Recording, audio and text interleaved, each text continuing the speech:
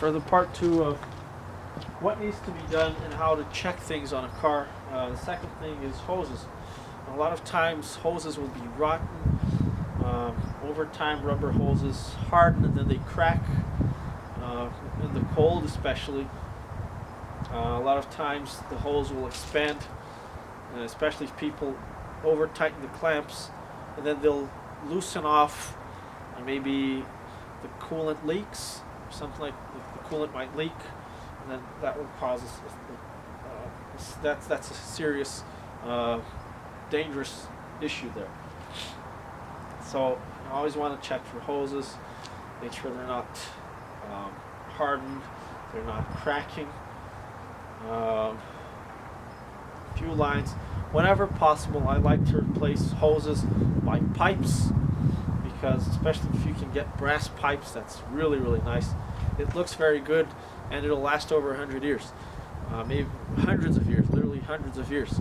I worked on a 1927 Model A, Ford Model A, and the radiator cap and the doorknobs were all brass and they were all intact. It's almost a 100-year-old car and it's intact. It was sitting outside for decades and the brass is intact. Because why? Because brass doesn't rust. Copper is really good for that as well, but brass is better. If you have to go with steel, that's fine, but any steel, or should I say thick, if it's steel, at least make it thick. So any rubber hose is probably better than a thin steel pipe, but a thick steel pipe is probably better than a rubber hose. So if I can, and if you can, it's always best to replace clamps and rubber hoses that are held together by pressure.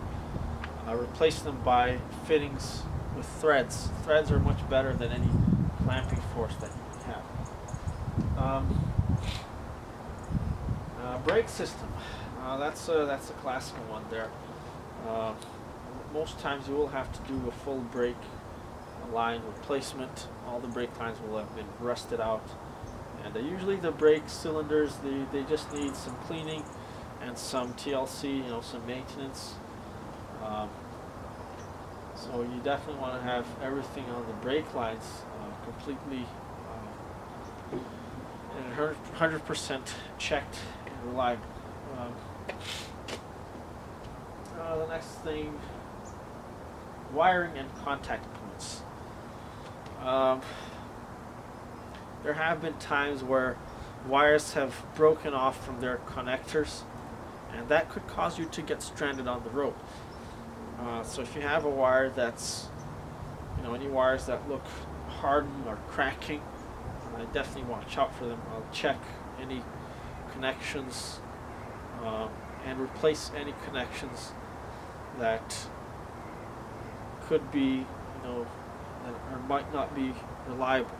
And even if they're good, I've seen people putting plastic connectors on cars, and even if they're still good for the moment, I definitely want to replace them, because it's just a matter of time until they break. So I'm always trying to look for things like that, things that might be good right now, but they might break any time, or eventually. So what will happen is I'll forget, or you'll forget. People forget things, and then you're driving along and something breaks off, and it could be something just annoying as a wire going to the ignition coil. Right? It's just one wire that's going there, but if it breaks off, then the car will die. Then how'd you get it back on the road, right? So it's just simple things like that. Sometimes things are so easy to fix, but they cause such a huge problem. So there's that. Contact points. Sometimes the car's been outside for a long time. There might be some surface rust on contact points in the distributor or the voltage regulator. You might have to just take some sandpaper, clean them off a bit. Once again, just very easy things that are very easy to fix. But if you don't fix them, if you don't repair them, if you don't maintain them, they could lead to some very annoying issues. Grease, that's another very important maintenance that people often overlook. A the suspension, a car with suspension that has lots of grease in it, it's a whole different story. It's a different car altogether than trying to drive a car that hasn't seen any grease for 30 years. Or the grease in there is old, you want some fresh, good quality, clean grease there. Very, very important. So a lot of people think, oh, this car has bad suspension, it's a bad handling because it's an old car, and it isn't. Like I said, people used to drive these cars back then.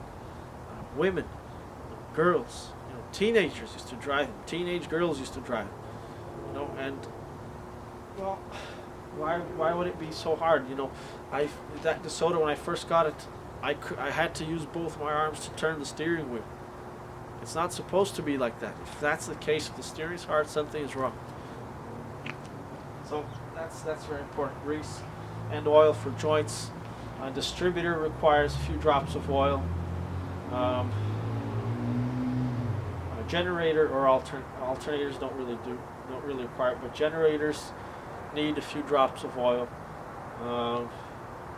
And it's things like, you don't put, let's say it's running dry, the car will run fine until everything gets scratched and dented and messed up, and then a little problem, just a few drops of oil costs you a few $100s further down the road. So greasing and lubrication, very important. Weather stripping, I believe I've already talked about that, but it's, it has to be mentioned again. When I first drove my car, it's at a point where everything was fine. Heater was working, defroster was working, and then at one point I couldn't see because all the heat would just escape from the car, and then the windshield would just fog up, and it's not a fun experience. And the same idea applies to the wipers. You want to make sure the wipers are good and reliable. All it takes is a broken hose or a loose connection if you're having, if you have vacuum wipers like I have, to cause you to become stranded on the road on a rainy day. It could lead to potentially very hazardous, dangerous situation. So, it's an easy checkup. Why would you not take the time to do it? Unless you're in a very, I'm not patient, and I'm always in a hurry. So, but sometimes you just have to tell yourself, I'm not going to drive this car until everything is checked up and everything is 100% lined and certain. Everything is in good shape. Okay, this is a very interesting one as well. Seals. I've seen people lose a car because of a $5, $10 seal. So what will happen is there's seals on the transmission, seals on the engine, seals on the differential, seals on the axles. And if a car has been parked for 30 years, there's no oil moving around, and these seals, they become hardened, and then when you finally get the car moving again, they crack. And oil starts dripping, oil starts going all over the place. And if that happens while you're driving, you will most cases not notice it, and then until the damage has been done. So I've seen people go to a mechanic. The mechanic replaced the transmission seal, the output shaft seal, but he didn't replace it properly, and while the person was driving, all of the oil came out of the transmission, which is a bad transmission design, by the way. The transmission got destroyed to bits, and it wasn't worth fixing it, so they had to get rid of the car. The car ended up in the junkyard because of a $10 fix. So I highly recommend, before you drive the car at all, if you're not replacing the seals, you feel like you can't do it right away, or for whatever reason you're not replacing them right away, I'd always do a basic car check before driving. That's good. That's a good driving practice for any car. You look around the car, you look under it. Is there any oil leaking? You look around. Is there any oil leaking over here? You open the hood. You check the fluid level on the brake reservoir. You check the engine oil level. You check the coolant level. It only takes maybe 2 minutes. and it ensures that you have a safe drive.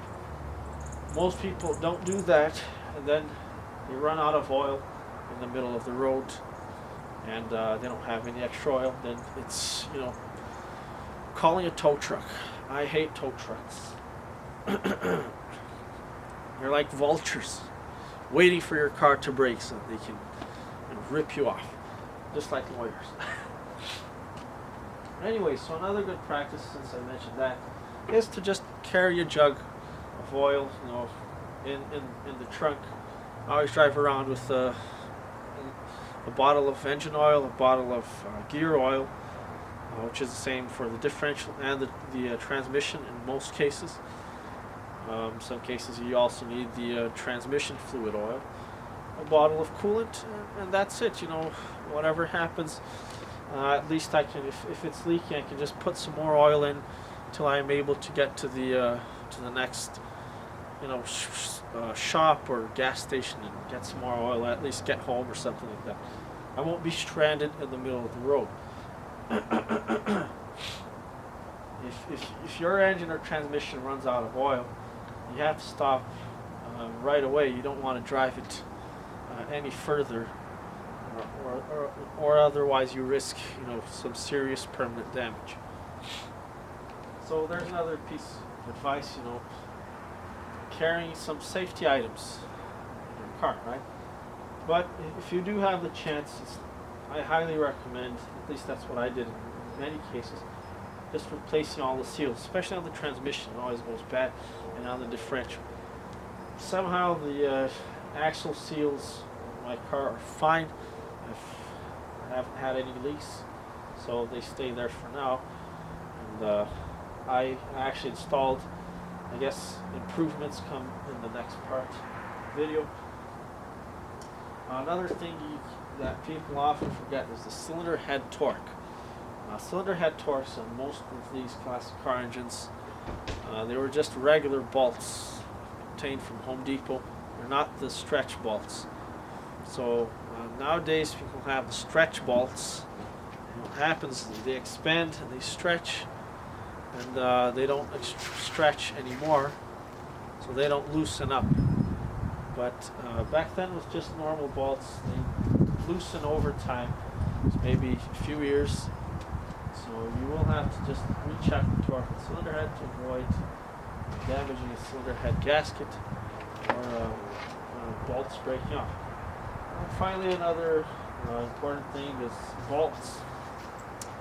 A simple bolt that rusts and seizes can cause serious problems, so I always try to replace all bolts and nuts with stainless, so that bolts don't seize and don't cause any problems. Stainless is always a great choice for bolts. And I guess that's pretty much it. And you always make sure your lights are good, headlights, rear lights. And what that pretty much covers, things to do to ensure your car is in good condition, and to ensure you have a fun experience. And these, like I said, mostly applicable to classic cars. Most modern cars don't need any grease. Shock absorbers, you'll probably have to replace them eventually. Maybe some broken springs. Yeah, that's pretty much it.